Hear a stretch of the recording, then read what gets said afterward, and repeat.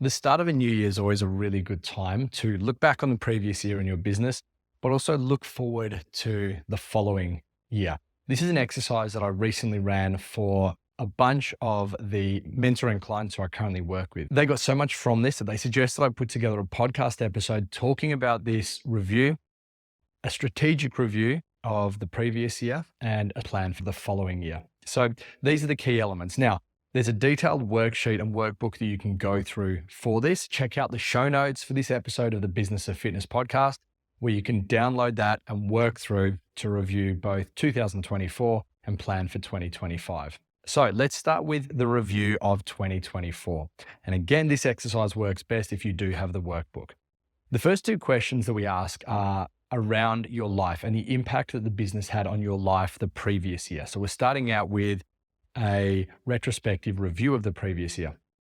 So the first question, in what ways did your business improve your life in that previous year? So this is like a report card of the success of your business. This is so important. In what ways did it improve your life? Because ultimately your business exists to improve your life. And if you can't think of any ways that it's improved it, then you need to redesign your business so it does. Which leads then to the second question. The second question is, in what ways did the business detract from your life? Now, there are always going to be distractions. There are always going to be ways that your business impacts your life in a negative sense, but sometimes that's okay. It's okay to be going through suffering in your business, particularly in a growth phase, as long as you have an optimistic perspective on your suffering. If you lose this optimistic perspective, then we have some problems. So from the impact your business has on your life, we now move to the impact that your business has on time, how you spend time in your business. So the first thing we need to unpack, you need to identify what your three biggest focuses were for that previous calendar year. What were the three big things that you wanted to target? Maybe your three big goals in the business, the three major KPIs that you wanted to improve. Once you've got that, we move to the second question, which is relating to your time. That question is, what were your three biggest uses of time? So imagine a pie chart, and in this worksheet and workbook you can download, imagine a pie chart. One section of the pie chart has maybe 50% of your total time, the next 30 and the next 20. Fill in those three sections of the pie chart. Where did you spend most time? Now, and this is the interesting part. This is where we work out whether you're actually optimizing your time and using it in a good way, or whether you're just spending your time on pseudo-productivity, doing things to make you feel like you're achieving something without actually achieving anything. So here's what we do. Look at that pie chart, the three biggest uses of your time. Look at what you said were your three biggest focuses for that year. Do these two things overlap? And if they don't, you have a problem. If you don't see your three biggest focuses and the three biggest uses of your time overlapping and being identical, then you are spending your time on the wrong things. You're getting distracted by shiny objects instead of focusing on those things that are going to move the needle forward in your business. Now, the next part of the review of the previous year is to actually go through and complete a report card where you score yourself on a scale of 1 to 10 for a whole bunch of different variables.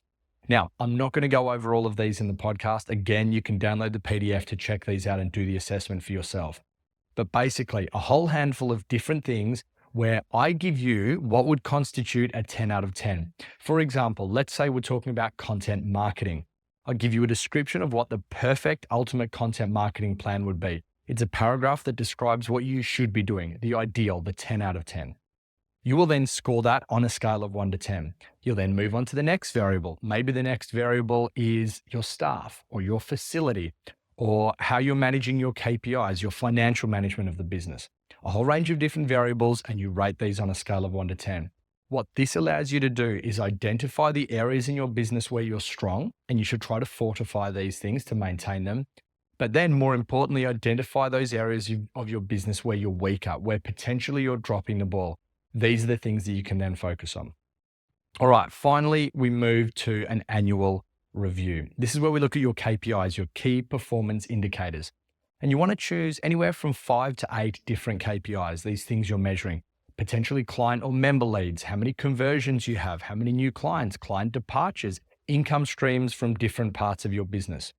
You want to look at each of these KPIs, you're going to list these, and then you're going to come up with a 6-month average. So what was the average over the last 6 months, that second half of the year, for those KPIs? Once you've done that, we're going to use this data a little bit further on as we go through our review and as we start to plan strategically for 2025 for that next calendar year. We now want to enter into a little bit of a SWOT analysis. SWOT analysis, SWOT, strengths, weaknesses, opportunities, and threats. Now, strengths and weaknesses we can assess for the previous year. Opportunities and threats we're going to move to as we start to future plan for our strategic plan in 2025. So, firstly, ask yourself, what were your 5 biggest business strengths in 2024? Then, what were your 5 major business weaknesses in 2024 in that same year? We start to get an idea now of where you need to focus your time to improve on your business. You want to look at the 3 achievements that you are most proud of. It is important to really look at some of the positives. Otherwise, we get stuck in this loop of achieving, moving on, constantly moving these goalposts. But in the same respect, you also want to be looking at the 3 areas where you underperformed in that year. So you can look back and say, here are the 3 things I did really well that I'm proud of. Here are the 3 things that I should have done better. And of course, we're then going to use this data. Right, that's your review of 2024. That's the previous year's review.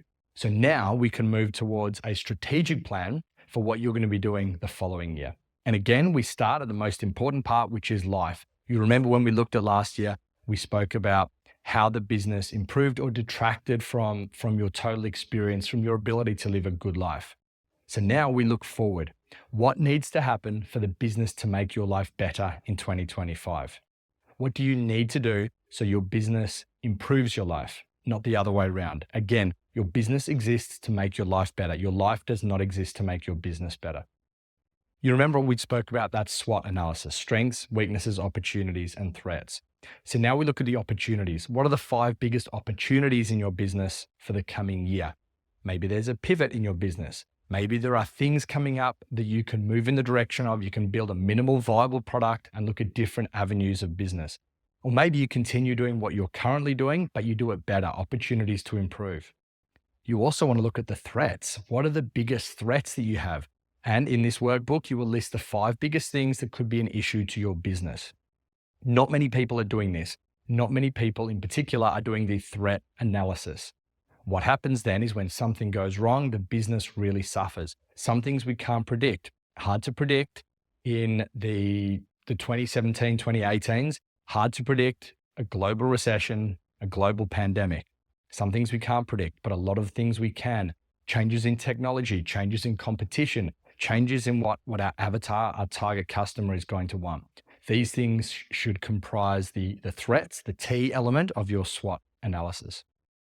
So from here, you're going to go about designing what you want your life to look like and designing your perfect week. So you're actually going to fill in a calendar with where you're going to be seeing clients, where you're going to be doing deep work on your business, that business development work, where you're going to be doing shallow work in the business, your admin type tasks, maybe sections where you'll be doing content creation, sections where you're going to be spending time with family, with friends, with your kids, your own training, your own exercise, when you go for a walk, when you read a book.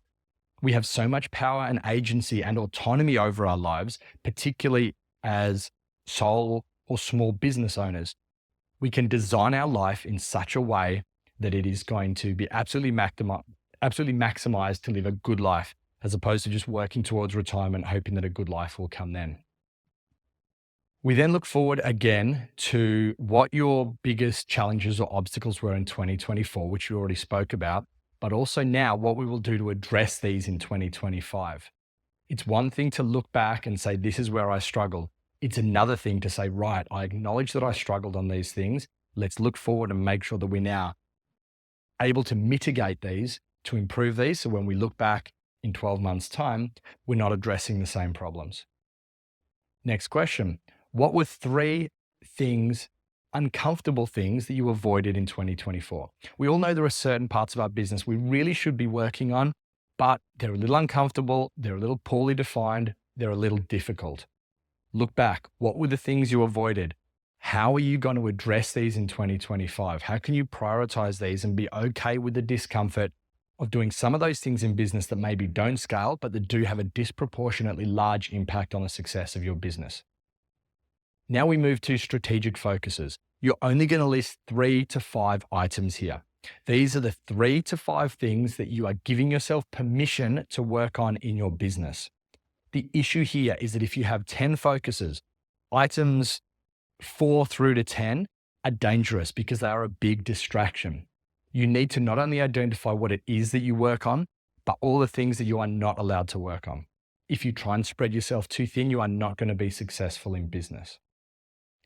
You'll recall when we did our previous year review, we spoke about having a document where you have your KPIs, your key performance indicators, the 6-month average to what those numbers have looked like over the previous 6 months. We now, at this point of the review, are going to add an extra column to that. And this is your 2025 target. So for each of those KPIs, the average over the last 6 months, and now the target for the end of this calendar year. And then ultimately, in the final column of this, we're going to write down the actions that you need to take. All the actions you need to take on a daily, a weekly, a monthly basis to be able to achieve these KPIs. Now, there's a final thing we're going to do with these KPIs. We are going to run a pre-mortem. Now, you're probably familiar with a post-mortem. A post-mortem, when someone passes away, a coroner will open them up and find out the cause of death, which is good to know. But at that point, obviously, it's a little late. In business, a pre-mortem is where we jump in a time machine, travel 12 months into the future, and pretend that our business has failed, or pretend that a focus or one of the KPIs that we're targeting has failed, that we failed to achieve that KPI. So let's say you want to be having 15 new inquiries every month. So that's a major KPI you're looking to target for the growth of your business. We jump forward into the future and say, well, no, we didn't achieve that. We averaged 5 each month for this calendar year instead of that 15 that we were targeting. Why did that happen? Why was it that we failed? And then we can jump back into the present. We can go back in our time machine to where we are now and say, right, the reason this didn't happen is because XYZ. I failed to follow up on leads. I failed to have a strategic marketing plan. I failed to update the website. There was no content marketing plan. I didn't send emails to people. I didn't document my business behind the scenes on Instagram and Facebook stories. We then know what it is we need to work on. Because if you can jump into the future, identify what went wrong, come back and fix it before it even happens, you're able to mitigate these major issues with your business and stop them before they even happen.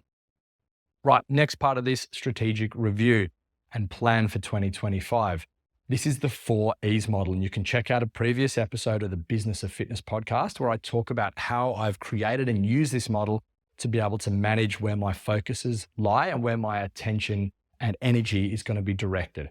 So the 4 E's, 4 columns: entertain, explore, expand, and exploit. Each of these columns will have multiple elements of your business or your focuses for that year. So in that first column, that entertain column, these are ideas that you have. Maybe you'll do one day, but they could be a big distraction if you try and spend too much time on them. Maybe one day you want to start a corporate health business. Maybe you want to write a book. Maybe you want to start a podcast. These are things that are there, so they're no longer sitting in your brain. You can outsource them onto a spreadsheet, onto a piece of paper. Don't work on these things yet. Your next column are going to be the things that you want to explore. Your explore column, we are going to do what's called an MVP, a minimal viable product. Again, check out a previous episode of the Business of Fitness podcast, where I talk about how I started a fitness business in 3 hours for under $300. I talk you through this MVP process, and that's exactly what you will do. These are ideas that you've had that you want to try and see if there's a product market fit. See if your avatar, the people that you are providing a service or a product to see whether there is a fit between the idea you have and the avatar that you are targeting.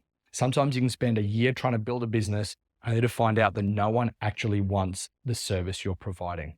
So you spend a very small amount of time, you build a minimal viable product, you test it with your market without over-investing in it to see if it is viable. If it is viable, those ideas can then move into our third column, which is our expand column. The expand column is where we say, yes, this is a viable business. It is a business that people seem to want. I'm now going to build the back end of this and turn it into an actual product, into an actual business.